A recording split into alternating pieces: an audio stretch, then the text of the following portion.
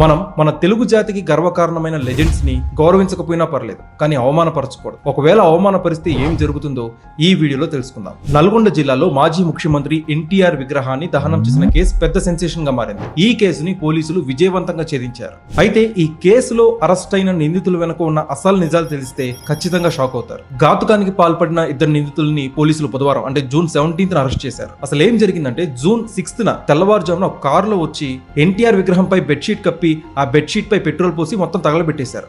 దీనిపై స్థానికులు కంప్లైంట్ చేశారు. పోలీసులు సీసీటీవీ ఫుటేజ్ అదంతా వెరిఫై చేశారు. అందులో తెలియదు ఏంటంటే నిందితులు కారులో వచ్చి ఎన్టీఆర్ విగ్రహాన్ని ఇలా దహనం చేశారు. 6వ తేదీన మనకు సుమారు 3:45 మన నల్గొండ పట్టణంలో ఉన్న ఎన్టీఆర్ స్టాచ్యూని ఇద్దరు గుర్తు తెలియని వ్యక్తులు కారులో వచ్చేసి దాన్ని తగలబెట్టి వెళ్ళిపోవడం జరుగుతుంది. ఇప్పుడు వారిని అరెస్ట్ చేసి పీడీ యాక్ట్ కింద కేసు నమోదు చేశారు. అసలు ఇందులో ప్రధాన సూత్రధారి ఎవరో తెలుసా? వరంగల్, ఖమ్మం, నల్గొండ గ్రాడ్యుయేట్ ఎమ్మెల్సీ ఉప ఎన్నికల స్వతంత్ర అభ్యర్థి పాలకూరి అశోక్ కుమార్ గౌడ్. ఈయన ఒక ప్రైవేట్ కాలేజ్ లో లెక్చరర్ గా కూడా పనిచేస్తున్నారు. ఒక చదువుకున్న వ్యక్తి ఇలా విద్వేషపూరితంగా ప్రవర్తించడం నిజంగా ఆశ్చర్యం కలిగించే విషయమే. ఇక ఇతనితో పాటు ఏలికంటి ప్రవీణ్ అనే మరో వ్యక్తిని కూడా అరెస్ట్ చేశారు. ఇతను కూడా ఒక ప్రైవేట్ కంపెనీలో జాబ్ చేస్తున్నాడు. పోలీసు విచారణలో తెలియదు ఏంటంటే ప్రజల మధ్య విద్వేషాలు రెచ్చగొట్టి శాంతి భద్రతలకి విఘాతం కలిగించాలనే ఏకైక ఎజెండాతో, అదే మైండ్ సెట్ తో ఈ నిందితులు ఈ పనికి పాల్పడ్డారు. అంతేకాదు ఇలా శాంతి భద్రతలకి విఘాతం కలిగిస్తే ఖచ్చితంగా ఉక్కు పాదంతో అణచివేస్తామని చెప్పి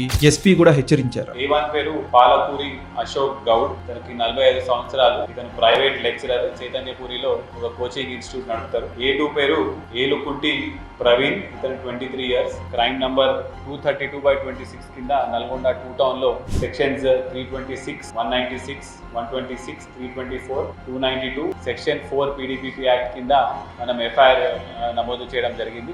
అసలు తెలుగు రాష్ట్రాలకి ఎంతో మేలు చేసిన ఒక లెజెండ్ ఎన్టీఆర్. ఈ విషయాన్ని తెలంగాణలో ఉన్న ప్రతి రాజకీయ నాయకుడు బహిరంగంగానే ఒప్పుకున్నారు. అలాంటి మహోన్నత వ్యక్తుల్ని మనం లైఫ్ లాంగ్ గౌరవంగా చూసుకోవాలి. ఇలాంటి సంఘటనలు మళ్ళీ రిపీట్ కాకుండా ఉండాలని కోరుకుందాం. సో వ్యూవర్స్, ఈ ఓవరాల్ ఇష్యూపై మీ అభిప్రాయం ఏంటి? కామెంట్ సెక్షన్ లో తెలియజేయండి. And please like, share and subscribe.